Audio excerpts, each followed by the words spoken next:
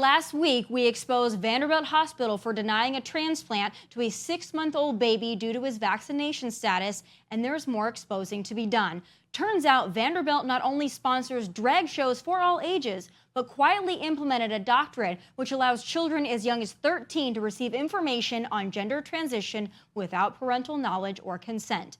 And that's just the tip of the iceberg. I think adults, whatever the adults want to do with their body, whatever. You know, this is not an anti-LGBTQ thing. This is not an anti-trans thing. This is saying, should children be exposed to this? Should children have this gender dysmorphia, all these things, and be pushed upon them and almost seen like it's in vogue, it's cool, it's hip to not know your gender or to question your gender? And like you said, a lot of these kids might not be even having these feelings, but they're being told that they should have these feelings or that they should consider having these feelings.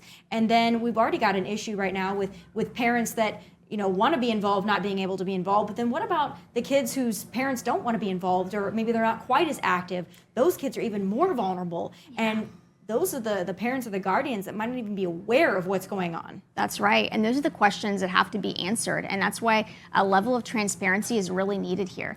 And really the big problem too is this affirmative care model, meaning that you can only seek care for your children that is affirmative, meaning they affirm only the gender or identity, whatever that is at any given time of day of the child. So what you're saying is now mental health care is becoming an affirmative only top-down model in which now there's underground hush-hush markets for therapists that will actually help families navigate these treacherous waters of gender dysmorphia and identity, often induced by this rapid onset from school. So kids that previously didn't have these rapid onset gender dysmorphic ideas are being presented with it at school, coming home saying, Mom, I want to go talk to somebody, I need help. And parents are afraid to get their kids mental health care because the only health care available is this affirmative health care model. This is coercive health care with a certain outcome in mind.